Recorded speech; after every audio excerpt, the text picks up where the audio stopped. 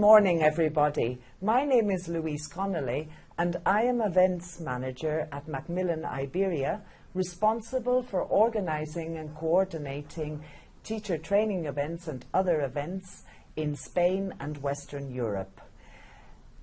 I am delighted that you could join us today for this very first webinar for Macmillan on mediation, linguistic mediation, which we hope will help you to become more confident about teaching this new skill in your classes. The webinar is aimed at teachers of adults in Escuelas Oficiales de Idiomas, private language schools, academies, and also teachers of English at universities. We are delighted that you could join us today. Our aim at Macmillan is to provide you with all the support that you need when teaching your classes. We hope that with this webinar on linguistic mediation that you will become more confident with teaching this skill. We aim to support you and give you all the help that you need in order to get started with teaching this new skill. This year we have a brand new course which is aimed at adults called Macmillan English Hub. We are very excited about this new course. We believe that it will help you when teaching adults from A1 to C1 level. To accompany the course, we have created a booklet which is called Macmillan English Hub Mediation or Linguistic Mediation booklet, which will give you an introduction to linguistic mediation, what it involves. You will find sample activities there, and there will also be answers to questions that you may have about teaching this skill. Moreover, for you users of Macmillan English Hub, you will be able to find and download extra activities on teaching linguistic mediation on a termly basis for teaching both intra and inter-linguistic mediation. And those will be available on a termly basis for users of Macmillan English Hub, our new adult course, on our online platform, Macmillan Advantage. During today's webinar, we're going to give you the opportunity to interact with our speaker, Esther Belda. We will launch what we call polls, which are questions with multiple choice options, and all you have to do is click the correct option for you. We will also launch what we call Have You Says, which are open questions, and all you need to do is answer them with a short answer or a couple of words to answer the question. And at the end of today's webinar, we'll reserve about 5 minutes to give you the opportunity to send in any comments or questions that you may have regarding the content of Esther's talk today. Now, I would like to introduce our speaker, Esther Belda. Esther has many years' experience as a teacher. She's been teaching for over 20 years. She's been working as a teacher in Escuelas Oficiales de Idiomas since 2005. Right. She's also been a coordinator on the Proyecto de Innovación sobre Mediación for the last number of years. She is based at the Escuela Oficial de Idiomas in Elda, Alicante, where with her colleagues she has been training teachers, especially on linguistic mediation, both online and face-to-face courses to teachers all over Spain. So welcome, Esther. Thank you very much. Thanks for having me. Well, today I would like to give a general overview, and I think the title of the webinar is especially interesting to look at. What does it mean for our classes? Because we've been reading, hearing about this new skill, fifth skill, or whatever we may call it, because it has different names. But I think many of us are still a bit anxious about how to work on it, what it will mean, what it will involve in our daily classes. And based on the training we got and the little experience we've had, because we've already been training our students on this skill, I will let you know a bit about our reflections on the topic, and hopefully we will all together find some new questions and some answers to our doubts. So first off would be, why linguistic mediation? So why is it something that we're all talking about? Why are people suddenly introducing the mediation in their methods, like Macmillan is? Is this a new fashion? Is this something that someone just thought about in I don't know, somewhere in Brussels, and we suddenly decided we needed to deal with it? Well, I think I need to refer to a couple of references that we all need to bear in mind when talking about mediation. Mediation is not new.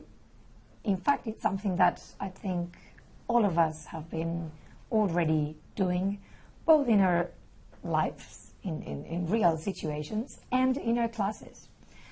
What we haven't been doing, maybe, is addressing it as a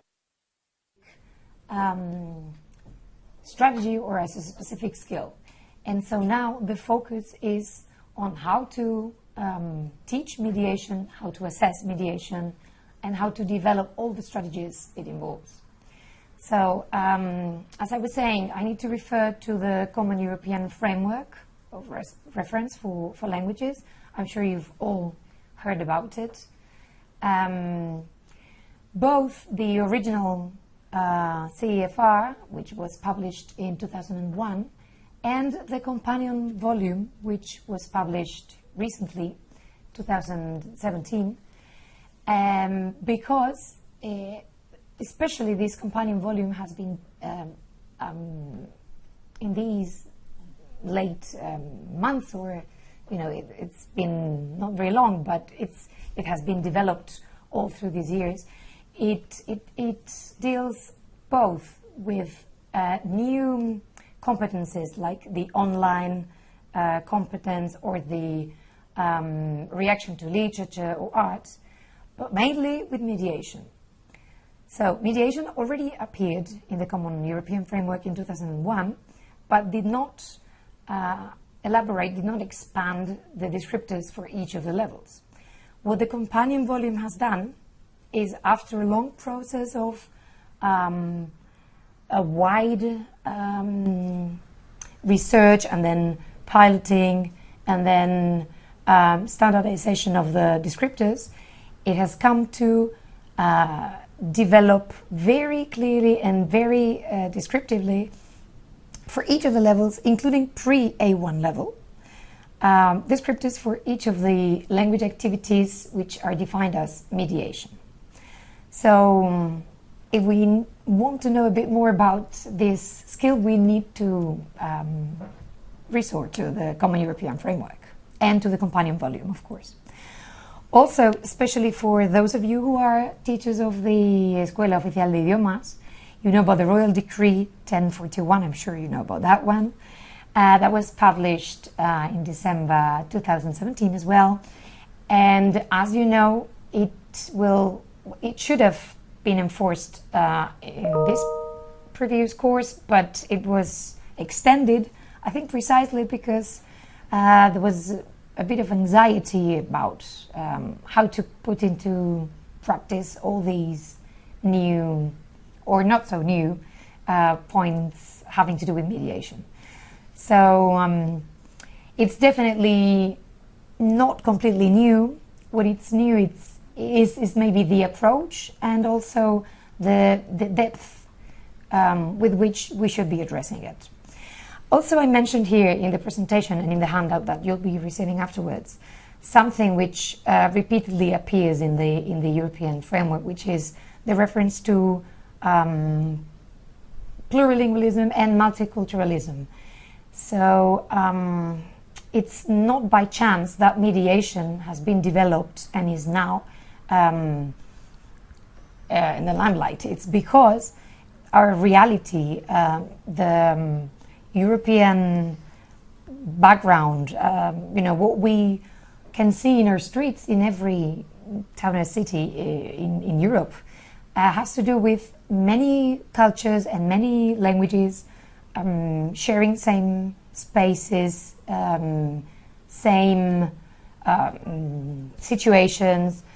So there's a need for us to be competent in different levels, maybe, but both in the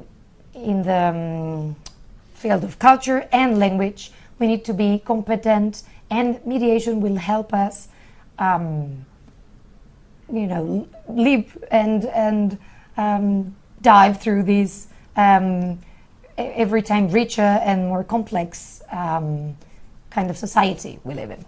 So, to begin with, I would like to make this question to all of you. When you first heard the word mediation, or when you hear about mediators, maybe on the news, or when you face this concept, what do you think of? Is there any situation in life where you think you are or you've been a mediator? Yes, so this is the first interaction, as Esther has said, have your say. So the question is on your screen now. Just write a short answer. We'll give you about a minute to do that. And in the meantime, well, I can think of situations myself as well. Sure. Well, I can think of a situation this summer. I was in France. I was in Narbonne, and I actually asked for directions. I know we all have a GPS and there's sat nav, and there's no need to to rely on. But I like the face to face, because also I like, my French is very rusty, so it was an opportunity for me to practice. Excellent. So I asked for directions, and it was an absolute disaster. An absolute disaster, because the person sent me somewhere which was completely in the wrong direction. And I realized there and then, it's happened to me on other occasions, I realized, but in that moment I realized how important it is how you explain to another person. And I thought to myself, yeah, giving directions is actually a really difficult thing to do. Exactly. It's difficult to do it in your own language, in your, not to mind, or to process in your own language, I would say, process, because people are saying, go straight, go left, go right. There are several cognitive processes happening at once. And, in the end I thought, oh my, I did end up resorting to my GPS. So we've got, so that's one of my, but I can think of others. I can think of, I went to the, where was it, the tourist office for information, and that's again, they're showing you a map, they're telling you, there's enough of the processing of that information. You need to be aware of what you're saying and how you're saying it to the other person. Okay, so we've got answers. Thank you very much, everybody, for sending in your answers.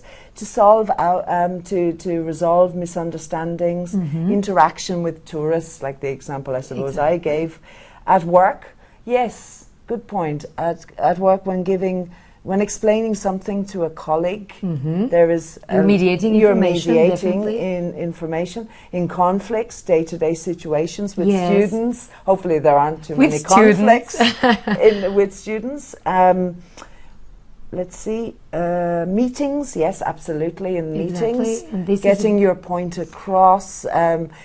emails as well. Mm-hmm. You know, in those kind of communications, Any not just kind of any kind yes. of communication. As a translator, interpreter, somebody's put divorces. Yes, Political well, discussions. yes. Absolutely. It's a logical thing that you should think of. Yes, disagreements with friends, exactly, with colleagues. Disagreements, because traditionally mediators are precisely that. Exactly. People who would help, in a conflict. In a conflict, in a situation, or resolve a conflict. Yes. That's right. When someone doesn't understand a sign and a direction, etc. Okay. Thank you very much. I think we're all on the same page. Yes, exactly. So I just thought of some situations which are very typical, and they might or might not include two languages in the process. For example, a very typical situation is within the medical field, we all know they have a very specific kind of jargon. Yes. And so many times when you're accompanying maybe an older person, between inverted commas, and then I will explain that, you maybe sometimes have had to translate that jargon into a lower, let's say, more pedestrian, I don't know. Bring it down to the level of general language that everyone could understand. So that's a typical example of a situation where people need mediation, and one of the people present at the situation or conversation may help both parts.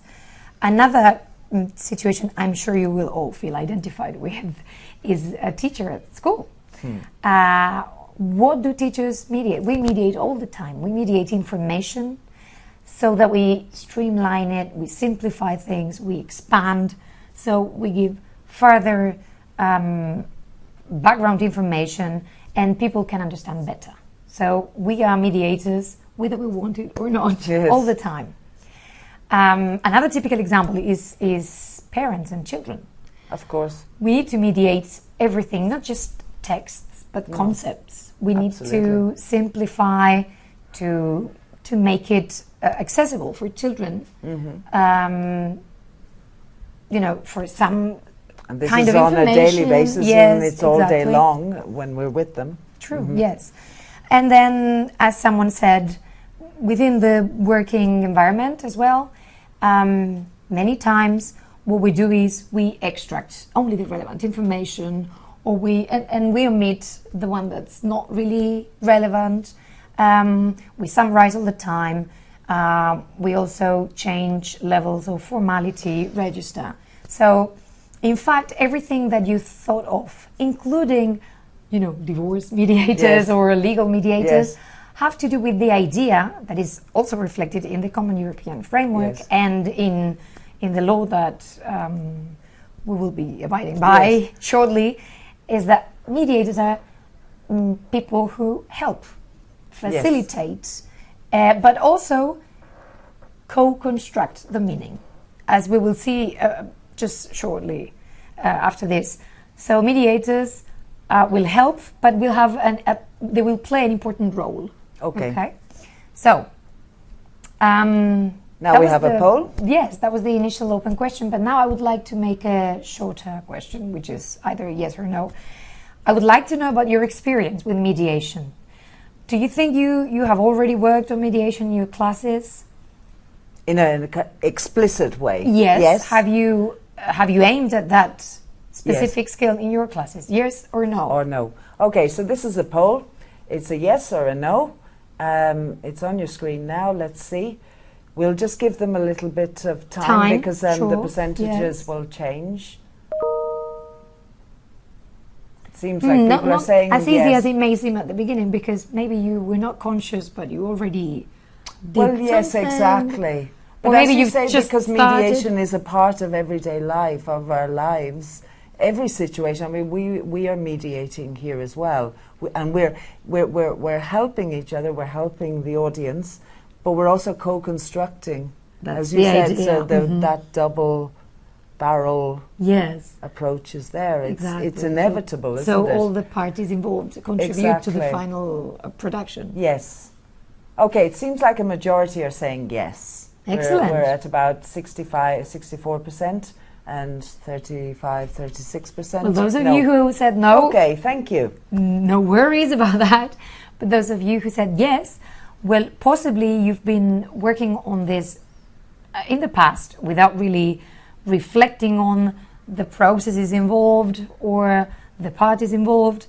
And also maybe you've already started working on mediation as a more guided process and focusing on the strategies and trying to develop this, well, complex in a positive sense, meaning including reception, production, interaction activities that mediation have to do with.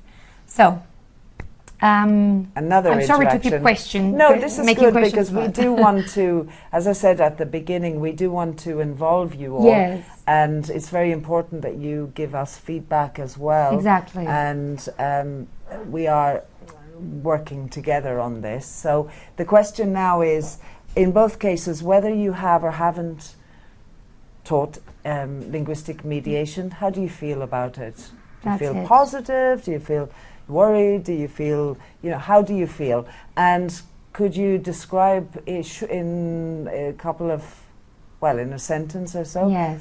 what and, it and is? I'm also interested in knowing whether they have a positive attitude or not Yes. towards this change, because Yes. people tend to have certain, feel a bit reluctant to any change, really. Yes. And so the attitude we as teachers have, I Yes. think, is really Yes. essential. No, it's absolutely essential because we will transmit that. That's it. And so and we both the will- feelings that Yes. it makes you, Yes. how it makes you feel, and also Yes. whether you feel confident, Yes. whether you And feel the you purpose still of this need- webinar is to provide, the support, Absolutely. and all the, the booklet that we've created, and then other resources. I mean, all of that. It's a process. no? ideas and Yes. also stimulate their Yes, own creativity. exactly. Of course. Okay, so thank you everybody for replying. Yes, people are saying, well, one person is saying that they feel a little bit anxious about it, which is understandable.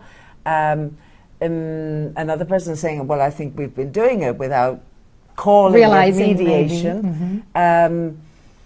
Another person is saying, well, one thing is using it, another thing, a different Is thing is actually actually assessing teaching. it. Assessing. Yeah. Another person says they feel confident, but I need more Further practice or- practice, but also resources and tasks. Let's see. I feel a bit weak and anxious. Fine. Don't worry. We're here to help. Everyone felt the same at yes. the very beginning. Yes, but a lot then- of people are saying that, well, they need guidance. Yeah, I think sure. that's the We all bottom need it, line, yes. isn't it? Guidance and input and training and help with this, and that's what we're here for. Exactly. Yeah. Okay, thank you. Okay, this is just normal, and some of you mentioned that it's true, we still don't have a lot of material, which actually analyzes all the insides of mediation. But this is why we're here, as Yes. Louise said. And also, I'm pretty confident that once you've started, once you've seen some examples, you will create your own activities as well. Not from scratch, but maybe, as a variation of something that already is done. Yes. And so the main thing is that you feel curiosity and you feel you want to Yes. research a bit into Yes. that. And also realize that it's not completely new. It's Not really, already exactly, there. exactly. But what we need to do is bring it out and make it more explicit. Yes. That's right. Yeah.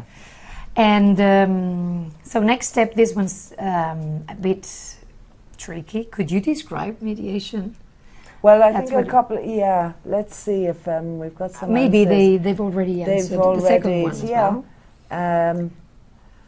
Well, one person is saying is using language as a means of transmitting information. Basically, you're doing something with a language. You're Okay, yeah. so that's the aspect of a social activity, Social which is very activity. important. It's a natural use of language in daily life, and it can be easily integrated into lessons. That's They're a worried very about, positive, yes, thank you. overview. Good, Yes, good that's a very, attitude very to good. have. Yes. The person is worried, and in particular about assessment, but they have, they seem positive about working with the skill. In theory, it should be straightforward, but the exam tasks students have to tackle are not. Okay, fine. So yes. Okay, so I'm not very good at describing anything really, but if we had to describe or maybe try and refine a bit what we understand as linguistic mediation, some of us, I think, automatically identified linguistic mediation with either translating or interpreting orally. And although both things are included into the broader sense of linguistic mediation is not restricted to translating or interpreting, okay? Another point that I would like to reflect on is that what linguistic mediation is not is relaying content in the same style, format, in a faithful and complete way, which is what we would understand as translation or interpretation of an oral interaction. So the aim is not to completely relay everything that has been said or written. Or at least not always. Maybe at certain situations, but not always. And what it's not is transmitting other people's meanings, because we tend to think of mediators or linguistic mediators as the in-between a person, which is in a way true, but it's not really, in the sense that when we think of a translator or interpreter, ideally they should be transparent, so the least they're present, the better, if you know what I mean. So this is not what linguistic mediation is about. Linguistic mediation has much more to do with adapting, selecting both content and the style, register and format of the original input to the specific situation and the specific interlocutor. And that is essential. I think this is the bottom line of mediation itself. It's something that we need to bear in mind. And this is something we have to transmit to our students. We don't need to be faithful to the text. We don't need to transmit everything that's there, but rather we would need to adapt, select, expand, synthesize, or do things with the text that will involve an active part on the mediator. Okay, another thing that mediation is an activity which always needs to take into account aspects like attitude, tone, cultural differences, empathy. So it involves not just linguistic strategies, but many other strategies. So if we go back to our previous curriculums, or when we talk about the CEFR, we know that there were other competencies, talking about pragmatics or other kind of competencies. Well, there are even more competencies that play a very important role in mediation. And they have to do with maybe a more holistic view of the communicative activity, the communicative interaction. So being empathic or creating the appropriate atmosphere where the mediation can take place, all these things play an essential role. And also that other point that we briefly mentioned before, negotiating and co-constructing meaning. Because the mediator is a third part in like this triangle, there's some kind of information, there's a final interlocutor, and then the mediator, which is not a mere bridge, he or she would be also part of the decision-making process. So he or she would be co-constructing the meaning,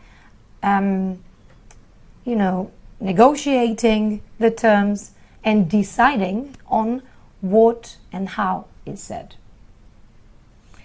Don't know if this is any clearer now. No, absolutely. It's important, I think, to make it very clear what it is, what it isn't, and your point about creating a context and an atmosphere of empathy, as well as very important, is essential to the success of the process. So we've got whereas being maybe a mere translator or interpreter involves not intervening too much or not showing any of your emotions or any of your ideas on the thing. Just transmitting literally. Exactly. Well, not literally, but transmitting faithfully. Yes, the message. The mediator should not really.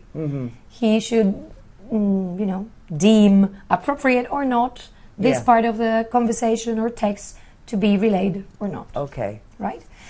And so if we move on to the types of mediation, because that could clarify as well what mediation is or is not. I wanted to mention the other types of mediation. Conflict resolution, as someone suggested before, because this is part of the linguistic mediation as well. So the cultural component, the conflict component, or the problem where there's a breach, there's meaning some missing information, some problem to get to the essence of what's being talked about, that component is present as well. Yes. And so within linguistic mediation, more specifically, which is what we would be more concerned about, I think there are many, many options here, but I think for our purposes, it would be good to try and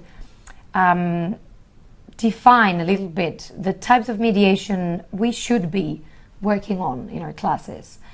And so I try to make a difference according to different criteria. If we look at the input, so that is the original text or original visual or video we are going to be working on, depending, as I say, on that input, the mediation could be oral, written, visual, or multimodal. And that means we could be mediating an oral interaction, either recorded or live. We could be mediating a written text. We could be mediating a visual, and that could be from maybe just a poster or a photograph to an infograph. I don't know, anything we can think of could be mediated and could be the purpose of a mediation activity. And then, of course, multimodal with a combination of maybe visual and others, or maybe we have a video where there's some physical support, apart from the audio part. So that depends on the input on which we will be working. And this is an essential part of the mediation. We need an input, something that will be mediated to others. Now, another criterion would be languages intervening in the mediating activity. So it could be interlinguistic or intralinguistic, and this is a big point because everyone's been wondering whether everything would be interlinguistic or the other way around, everything would be intralinguistic and there would be no reference to language A and language B. Now, interlinguistic is obviously between two different languages, intralinguistic within the same language. Now, when we get to the assessment, we will come back to this again. We still don't know about the certification tests, for example. In different regions, the tests will be different. What we do know is that both in the CEFR and the Royal Decree, both kinds of mediations are mentioned. So Yes. we should be addressing both, really. In Escuelas Oficiales de Exactly, Idiomas. exactly. And I think this should be for everyone, really, because otherwise we'll be actually reducing mediation to a minor part, which is not really representative of the whole picture of it. So we will be later on referring to interlinguistic, which in fact are intercultural as well, because there are usually two or more cultures intervening, and intralinguistic, which could be also intercultural in itself, or just intralinguistic, and maybe the need for mediation would have more to do with difference in style, in register, or in extension. Also, again, talking about culture, the mediation always involves, because it's a social activity, it involves culture, because we as social beings form part of culture. We have a cultural background, and all the time we need to deal with cultural aspects that are really essential in a mediation, any kind of mediation activity. So when there are differences that would have would play an important role, we would say that the mediation is intercultural, and there's a need to either extend, amplify, give extra information, because it's either non-existent or different in the other culture. And when we talk about culture, we talk about maybe an ethnic group, or maybe a regional area, or also we can talk about an urban tribe, you know, or maybe when we talk about age, that is also a difference in culture. And then finally, two types of mediation depend on the resulting text, or on the product. So it will be either oral or written.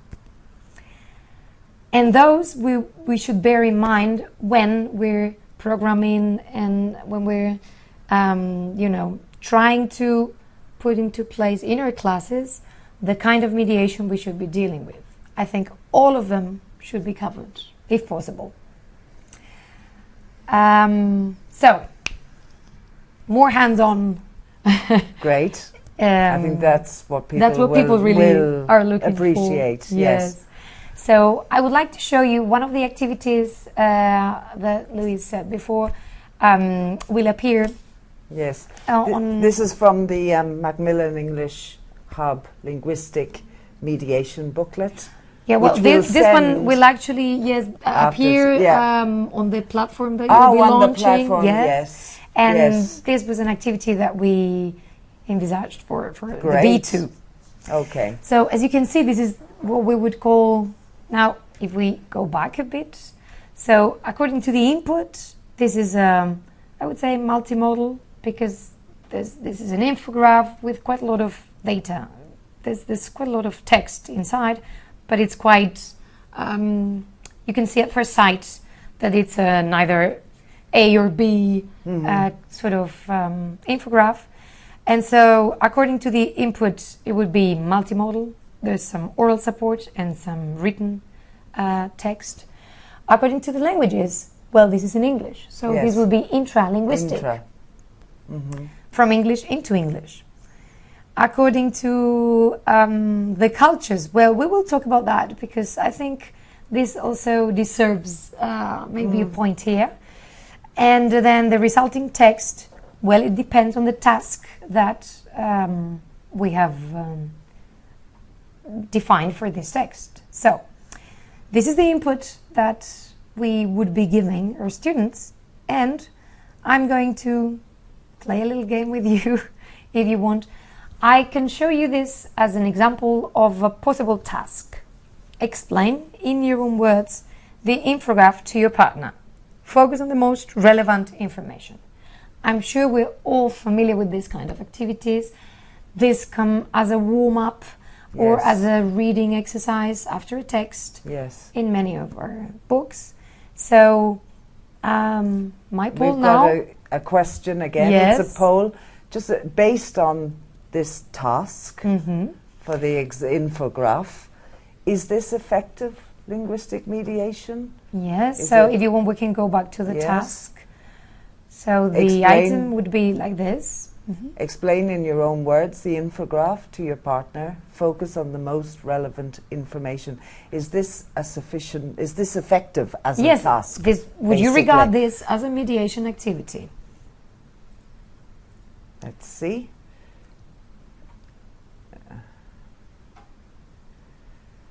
It's changing. People It's are, changing, yeah, yes. because there's Some- a lot some of of you people are very out there. quick. We've got a few people, yeah, they're all busy. Some are very quick. and some- Yes, Well, it needs some it needs some thought. thought, yes. And I will try and not answer because yeah. The only thing I would say is, no, I won't. I won't say anything. So people are, it seems like people are saying yes, a majority at the moment. 70%, 70-30, more or less. That's the final That's yes, percentage more or less. more or less at the moment. So you would identify this as a mediation activity that you Well, could an get. effective one, isn't it? Because that's the That's question. a key point. So Yeah? what was the poll exactly? It's Is this effective? Is it effective? We were a bit Think mean about that. in the, Yeah. in the elaboration of the question. Is this effective linguistic This is mediation? the key point. Yes. Yeah. So, I'm not giving full answers to this, but after we talk about this, maybe you will change your mind a little bit. Yes. So let me show you another example on the same input.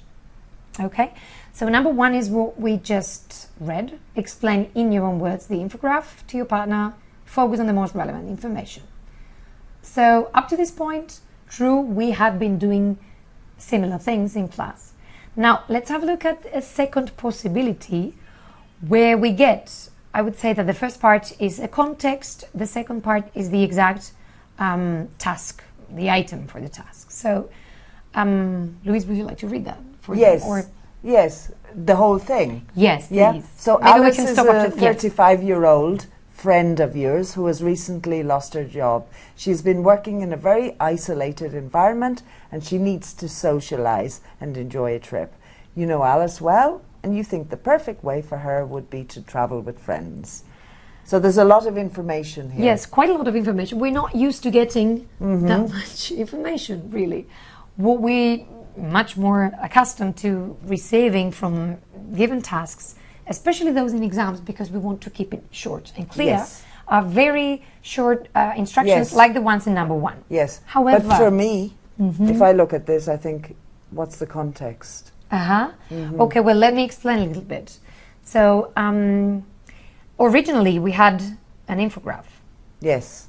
It actually comes from a website from an airport. Okay, Yes. and the topic is, kinds of trips. Would you rather travel by yourself or within an organized group?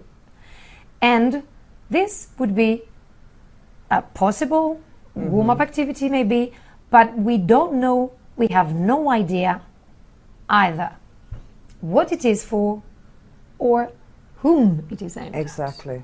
So we lack all the real references. Yes. We're not able to decide because we don't know what the purpose of the task is. Yes. So if we look at the second example of task, what we have is a quite comprehensive explanation of what the situation might be.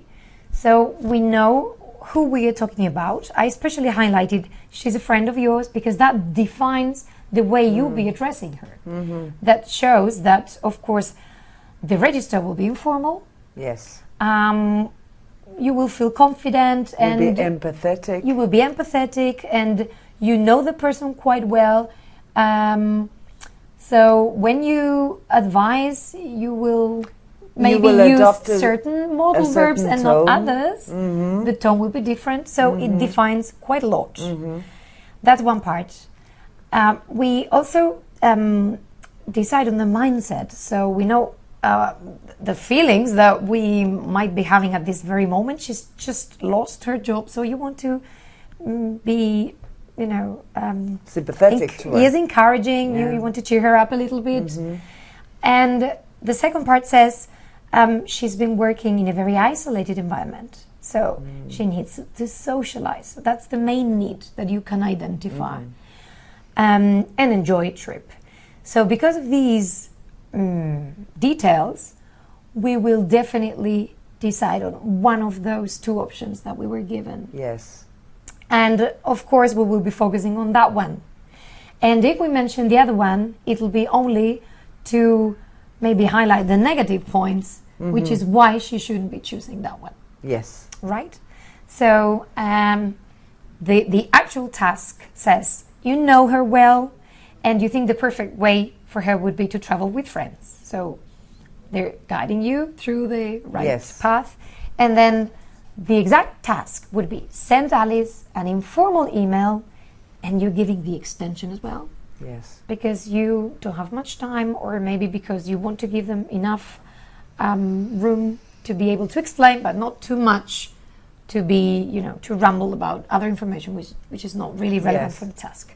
So you give the type of text, you give the extension, and you also get the exact functions that you expect the mediation to have. So you need to explain why you think she should travel with someone else and not travel solo. You need to suggest ideas and activities and persuade her to choose that option, okay? And explain, so give reasons why. Yes. So can you see a difference between option 1 and option 2? That's, just a big at the first sight, it's a big difference. Big difference. But it also gives us a lot of tools to be able to really mediate as if it was a real activity in life. Okay? That's a good point, because that really reflects real life context here. Exactly. So many times when we think of written tasks for students, or oral tasks as well, and I'm talking now about both class activities and final assessment activities, in theory, we know we would like them to be realistic and close to their interests, because among other things, this is what we should be doing in our classes, to involve them by linking the activities to what their interests or their field of work in real life is. So we do that in every field, but in mediation it is utterly important, because mediation lies in the fact that it completely depends on the situation. Yes. So mediation is not something you can separate from its context, the interlocutor, the people intervening, and the purpose of the activity itself. Okay? So maybe you have now changed a little bit your mind. I would like to show you now another very typical example, one which we will definitely work on in any of our units. Yes. And this is a menu. And because food has so much to do with culture and so much to do with, with who we really are. This is within our NDI. It's our traditions, our cultures, our festivities, and our food. And so when we talk about menus, we have a perfect excuse, because this is something that is bound to need mediation. And so I'm giving you an example. The content is not really that important, but as in every other menu, we would find quite specific dishes. Some of the names will not be translated. This one, in fact, is already in two languages. It's both in Catalan and in Spanish. And, it offers an endless range of activities that we could do, but I just thought of a couple. And so we're going to make the same question again. Now, after what we've been commenting up to now, the task is? This is a possible task for that input. So we will be talking about an inter-linguistic. In this case, 2 or more languages are intervening in the activity. And the task would be, you're in a restaurant with a foreign friend. Help him with the menu. Again, the question is, would you say this is effective linguistic mediation? The situation is, the task would be that. You're in a restaurant with a foreign friend, help him with the menu. Again, would this be an effective linguistic mediation task? It's the task we're focusing on. Exactly. Here. The input might be the same for many different activities, even for different levels, for different tasks. But now this task that we suggested, would you say this is effective linguistic mediation? Do we have enough information? Exactly. You're in a restaurant with a foreign friend, help him with the menu. Okay. So people are replying. It's going sort of 50-50 at the moment. We're focusing on the task itself. This task as it is. If you go back. Yes, the task. You're in a restaurant with a foreign friend, help him with the menu. As a task, is that an effective task to facilitate mediation? Okay. Some people changed their mind, but not everyone did. No, but there is a majority saying no. Okay. Right. Thank you.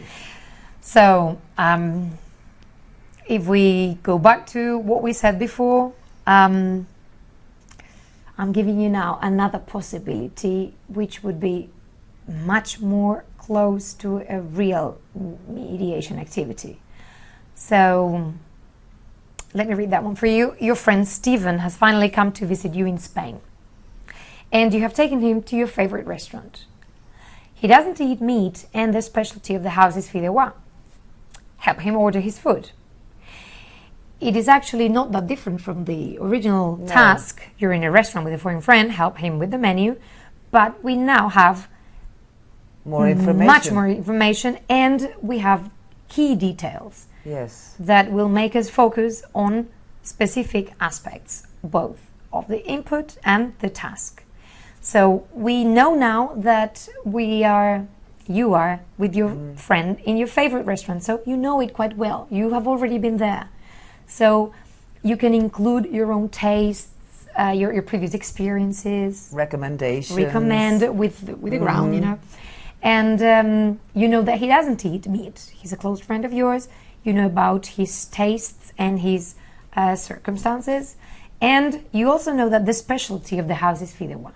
So that will certainly guide you through which information in the input you should be using and how you should be dealing with it and putting it into something different to produce your final written or spoken communication. Text. Yes. So that would be the situation, and the task itself would be in a 2-minute monologue. Again, I'm giving you the kind of output. It's a monologue and it's 2 minutes long. It might be, I don't know, a WhatsApp message that you leave on his voicemail, in which the exact functions would be to suggest, according to his tastes, and your knowledge of the place, the dishes he should order. And then explain a bit what they're made of and why he should have them. So let's go back to the input. If we know that the fideuà is the specialty of the house and you've been there and enjoyed it the last time, so you're definitely going to recommend that. And because you know how it works, you know you have to choose one among the choice that you have there. So you would be going for the fideuà. There's no point in explaining what the amanida de formaggio is. Yes. And you wouldn't have to talk about the ingredients. What you would do is focus on that one starter, which is the fideuà. And what you would do as well is describe how good it was last time you had it and how much you enjoyed it. Okay? For the main course, you wouldn't be talking about anything including beef because your friend does not eat meat. And so you wouldn't be wasting time on describing the dish or the ingredients it includes, how it's being cooked.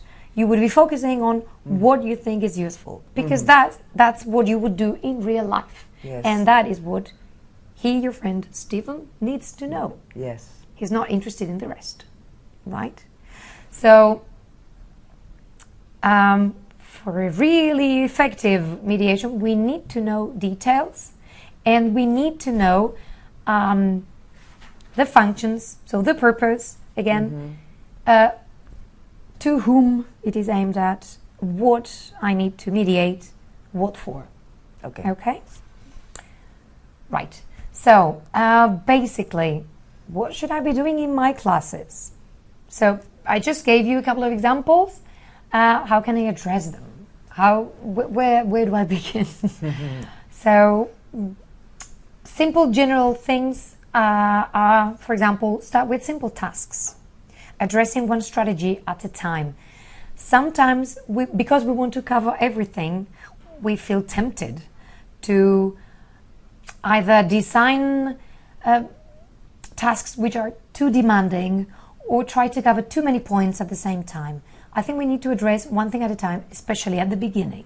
That means let's not ask from them to, I don't know, maybe transform numerical data into words and then paraphrase and also summarize. Yes. That would be too much Yes. for one. Break it down. Exactly. Break it down and also try and work one strategy, focus on it, and also teach it, because not everybody knows how to summarize, not even in their own language. Yes. So we take for granted some of the strategies which might be part of our everyday competencies, but we need to teach them as well. So start with something simple and try and address one kind of strategy or sub-skill at a time. Another thing I would say is point out, so focus, highlight which strategies are required. So at this point, it's very important that when we talk about the context, we draw the student's attention to how much that defines the kind of information that we need to address. So the strategy required here in the previous example, in the menu, that would be selecting information. That is a key point. So it's important for teachers to draw students' attention on the fact that many of the aspects, much of the information will not be relevant. Yeah. Will not be looked at, will not be dealt with at all. And the typical question, I don't know how to say this in English. It's not really relevant at this point because you don't need it for this specific task. Yes. Right? So focus on the strategy. Also work on all of the strategies that might be involved one at a time, as we said before. But don't forget that there's a wide range of both linguistic and non-linguistic strategies that might be involved to some extent. For example, summarizing, paraphrasing, amplifying information, or clarifying. At some point, especially at higher levels, yes, we will be translating or interpreting parts or bits of text. We will be explaining data, for example. We have a whole list of possible activities, both in the CEFR and, organized in a different way, but also mentioned in our Royal Decree for the official schools of languages.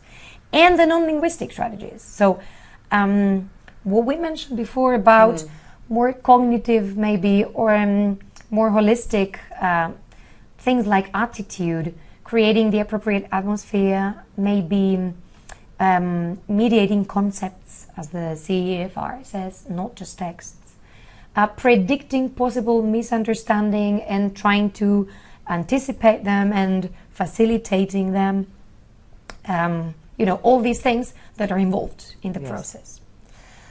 Now, a possible question would be, how do I teach empathy? That is definitely an issue at this point, but first of all, I think they need to be aware that they would need that. And then maybe when we start with the tasks, we will identify how, by what they did, they showed empathy, they showed, yes, encouragement, or some other feelings that also play a role. So again, I'm sorry if I'm repetitive, but this is essential, so I would like to repeat this. Focus on the context, focus on the situation. This is key to mediating. So who's mediating, to whom, what for? If you need to remember one thing, be it that Yes. sentence. Okay. Yes. Who, whom, Who, what for? to whom, what for. Okay, so you need to know the picture.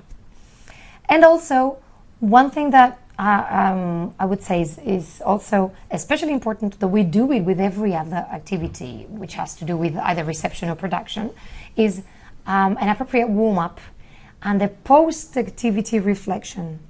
Because it's new both for teachers and students alike, we need to stop for a minute and reflect on what we've done, what strategies we needed for the task, how did we develop, were we able to summarize, or do we find it impossible and what we did was just a simple relay of all the information.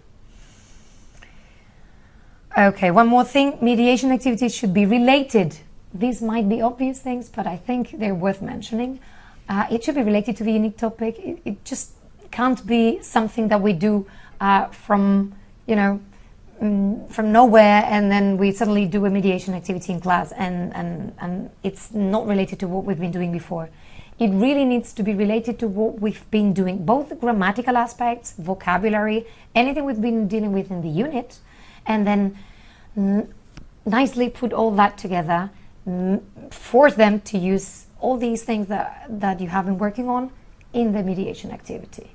And they would have to actually make use of all these more theoretical knowledge they've been acquiring all through the unit. Also incorporate collaborative work. When we talk about mediation, the collaboration and the co-creation of meaning, as we said, is essential. And so the process of the mediation activity itself should also be collaborative, because it develops precisely those strategies they need. And so even if we're asking from them a written activity as homework, the previous part could be collaborative. Yes. They could decide as a team, as a pair, they could decide the part of information that's relevant, how they're going to be relaying it. So all those bits and pieces could be collaborative work that is incorporated exactly, into the preparation for the task. That's right. And then, of course, include a variety of both spoken and written tasks, both inter and intra-linguistic, different inputs, different registers, different extensions, styles. So the wider the samples, the more prepared they would be for the final test.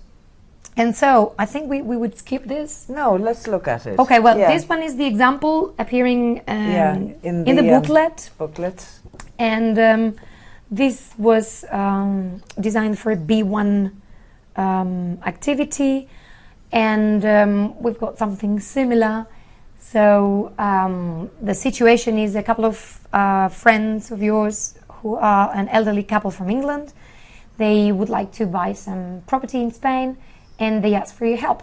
As we said, mediators are helpers in one way or the other.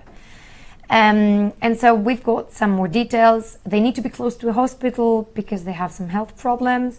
They can't drive, they would like a garden, and they need room for the family when they visit. And the exact task would be leave a voice message on the voicemail, which is 2 minutes long, and then recommend the best property for the couple, compare it with the other options, explain why it is the best property for them. Recommend would be something that we have done through this unit. Compare is a way to refresh all those grammar content and explain why it's best, because you need to show that you know what part of the input you're going to be using, and with the explanation you will show that you have made your decision and you're going to help them make a recommendation to them. So your own opinion would be included. Exactly. And then we've got these 4 descriptions.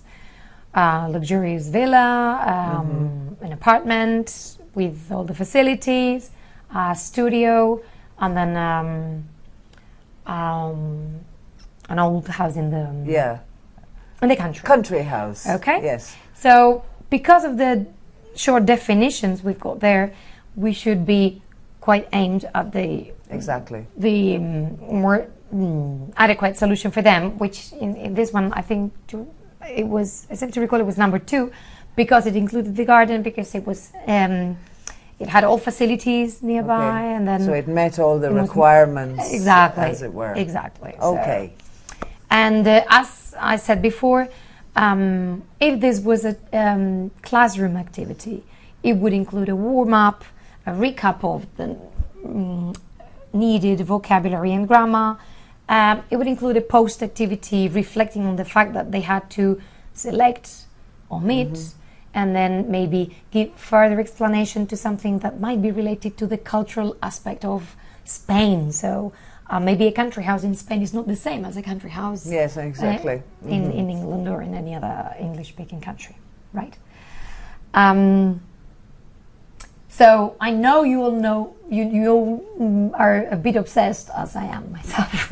Worried about, no? Yes, we all, in the end, we all want to know, but how are we going to assess this? Okay, I think, well, initially, I need to say this. If you are a teacher at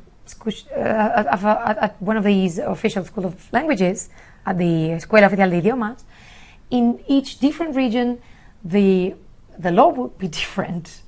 I'm afraid to say we still are waiting for some regions to define precisely what the terms would be for the exams. For some regions, it would they would address only intra-linguistic activities in the I'm talking about certificación, so the final exams leading to the certificate at the official school of languages. For some other regions, it will be part of either the oral production or the written production. For some others, it will be a completely separate 5th part of the exam. So we still don't know. I'm sorry, but that but part it's on its does way. not really depend. It really depends on what the law, which is finally passed, will say. So, but for our assessment in class and final assessment, as you know, as far as what depends on us. So one thing I would like to point out here is that peer assessment and self-assessment are especially important in mediation activities. I know they're present already in our classes, and we use that for production mainly, but in mediation it's especially important because it makes them aware of the process. And so self-assessment is a way to make them reflect on what processes they went through, what kind of skills, sub-skills they used. And peer assessment helps same purposes. And as we said before, assessing mediation will certainly involve assessing cognitive and not merely linguistic skills, because there's a component that is not purely linguistic, which is Attitude. cannot be extracted from, cannot be extracted, and plays a very important role in whether mediation was fulfilled or not, whether it was really successful. Effective. Yes.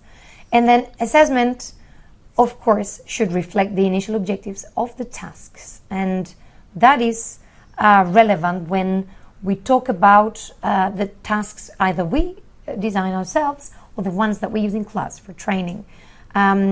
If one task, ideally, is designed to address, for example, maybe, I don't know, paraphrasing, teach them how to paraphrase in an intra-linguistic activity, English to English, if that was the initial objective, the final assessment should basically reflect whether that specific skill was attained or not. Yes. So I don't know. Well, I'm sure you will be able to look at this much more in detail when you get your handouts. But very generally speaking, these are some of the rubrics that we have been using. Because we started this project of Proyecto de Innovación that we carried out last year, we did several courses that already included mediation in our classes and in the final assessment. We found very useful to use a rubric which was similar to this, which is a single point rubric with some free space to take some notes. And as you'll be able to see, it includes linguistic aspects because we're still assessing on linguistics, of course. And it's quite similar to the one that we use in written or oral production, as in measuring range, accuracy, coherence and cohesion.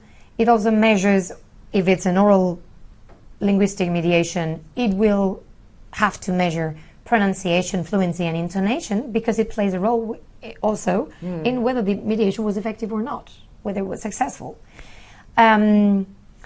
If there was cultural elements included, that should it should be measured as well. So there's one point saying cultural mediation, transmission, adaptation of content and cultural connotations of the source text whenever necessary in the B language, that is in the second language culture, although with some limits or some omissions. So that point should be reflected as well. And another point, which is of course purely addressed at the specific mediation strategies, which would be, depending on the task, whether they selected the key information, whether they summarized appropriately, whether they paraphrased, whether they streamlined the information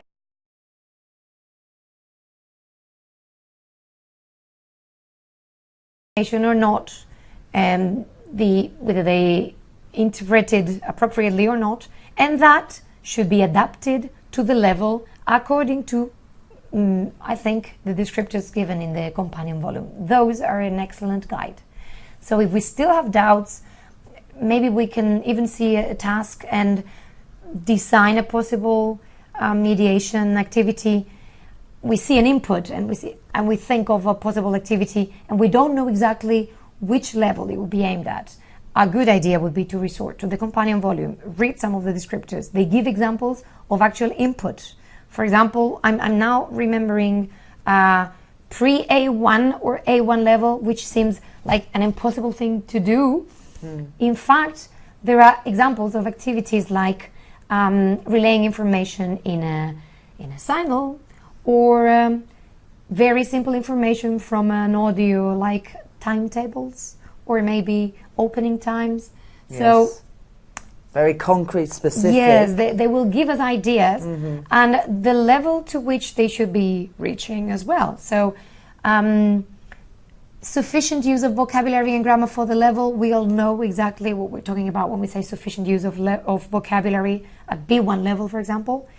When we talk about paraphrasing, we need to know what level of paraphrasing they should have at this stage. For example, B1 or B2. And of course, the higher the level, the more specific the descriptor, and the more related to the other aspects. So being able to mediate, to facilitate in a group debate, those things will also be included in our rubrics. I don't know if it was too quick or no, that's too great. Slow. Okay, so as a way of conclusion, if you want, I would like to reassure you really and let you know that it involves a challenge, but it involves an opportunity to make your activities much more purposeful and realistic. The report we got, the feedback we got from students was that this could happen in real life. They see the purpose in the activities and they usually produce better productions, better outputs, usually longer because they feel more confident. They have something to base on. And so usually results are very positive according to our experience. It also provides you with an excellent excuse to combine different competencies and abilities. So in real life, we don't usually only listen or only speak or only write.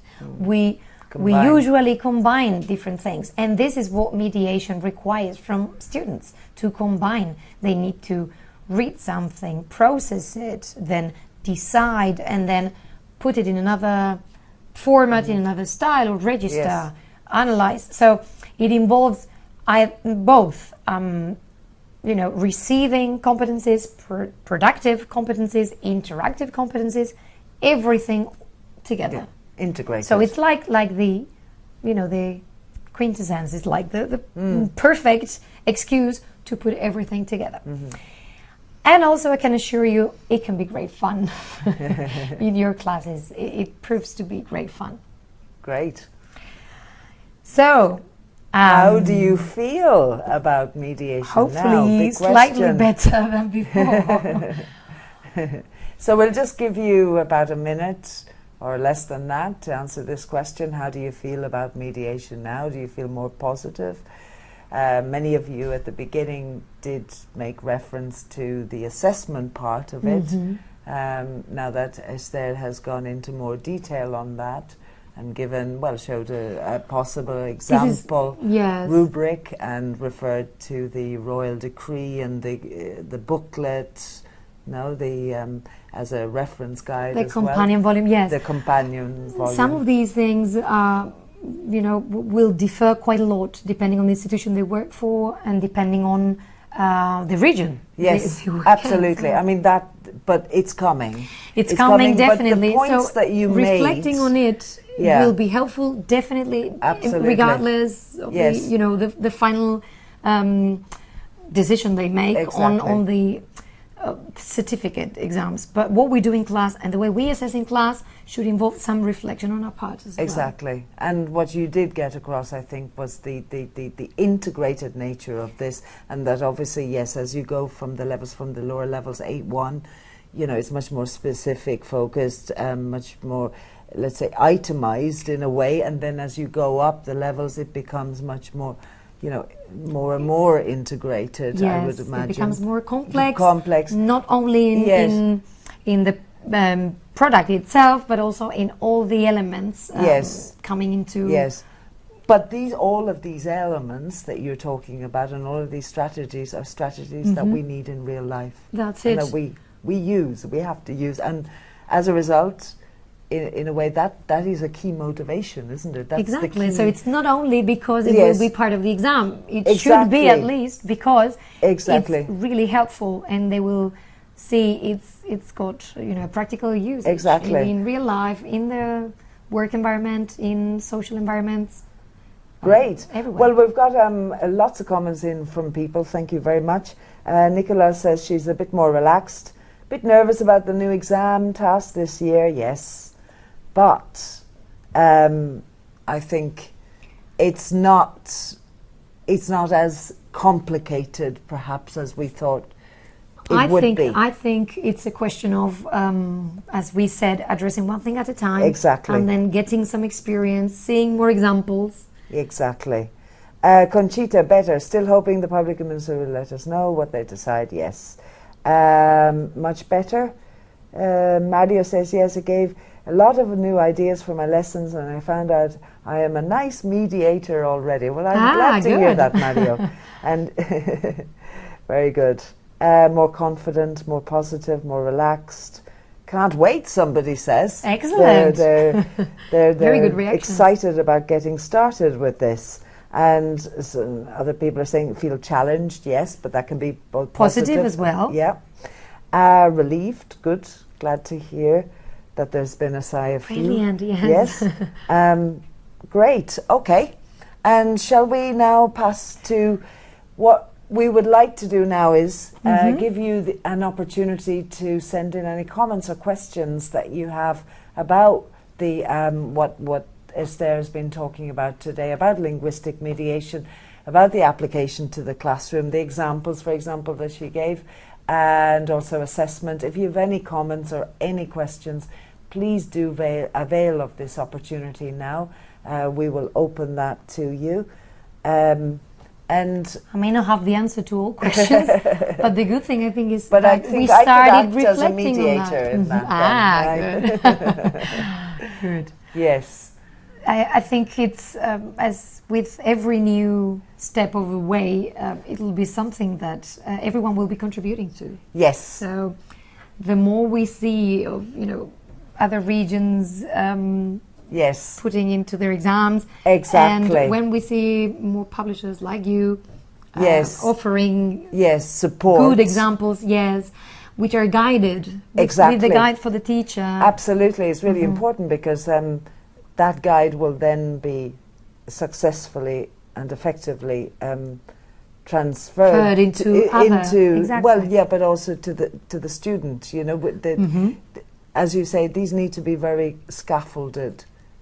These activities in order to ensure that the strategies that are required sometimes tasks may look simple, and then when you put them into practice in the classroom, then you realize the instructions were not that clear because some of them had trouble, and then you redesign it. It's happened to me as a teacher. Yes. It looked very straightforward, and then I find that the students are having difficulty, first of all, knowing what to do, but it's not clear who it's for necessarily, and what's being required, what's the final task, or what do I need to be able to purpose? Yes. Absolutely, the purpose of it.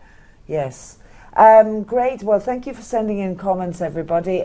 People are saying, I missed the beginning of the talk. That's fine, don't worry. And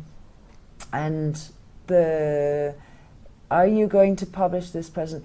We will send a handout after this event to everybody, and the recording of this event will be available for users of Macmillan courses on our online platform Advantage. And we will also send this linguistic booklet, this mediation linguistic booklet, along with the handout and the certificate of attendance to everybody after the event. I think it's interesting to mention that the booklet, apart from a couple of examples, includes frequently asked questions at the very beginning. Yes, I mentioned that. But this is important. These are the typical questions. Could be the questions that you have, and all of us have on this topic. Exactly. Okay. People want, of course, more ideas, more strategies. For users of Macmillan English Hub, there will be, as I said at the beginning, on a termly basis, activities for inter and intra linguistic mediation on each term for users of Macmillan English Hub. So they will be available.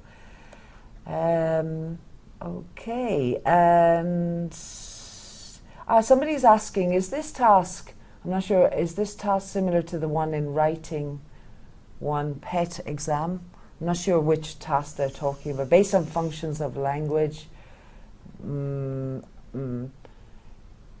If the question refers to whether some of the Cambridge exams include some mediation, well, they include something, they've traditionally included something which had to do with, I seem to recall, rewriting, but I'm not referring now to the use of English part, rewriting maybe informal notes into a more formal letter or the other way around. Right. The thing is, the way the task is usually designed does not reflect a real situation, does not provide context or enough context. So it is, in a sense, some kind of mediation activity, but it should include other things. And from my point of view, more information, and it should involve something else, apart from a change in style or in register. Okay. And another person, Carmen, thank you. What regions have already had mediation in the EOI, the Escuelas Oficiales de Idiomas certificate exams? Some regions have already included that in last year's exams. For example, in Murcia, I know they did, in Andalusia as well, but in different shapes and forms. I mean, some of them included them into, substituted one part or added a part in their oral production part of the exam or in the written part. Some others created a whole fifth part to the exam, so they still kept the traditional reception for the reading and the listening, and then production for the speaking and the writing, and then added a mediation one. It all will depend on the region and and the guides they give. Yes, Yes. exactly. And one person is asking about the menu task that you Yes. showed. See, it seems to them that one of the two students has way more weight, let's say, or more Okay, that's a good present, question. Yes. in the dialogue than The thing the other is, one. it was not a dialogue. It was a No, monologue. exactly. It was I went for the easy task. Yes. That was a bit tricky on my side. We could, of course, design tasks where both students, if we're talking about a dialogue, both would be mediating, or maybe not at the same time. One will be mediating, the other will be taking notes, which is another possible mediating activity. And then in a second turn, they would be changing roles. What I did was suggest monologues because it's the easiest kind of task to assess and to conduct in a classroom.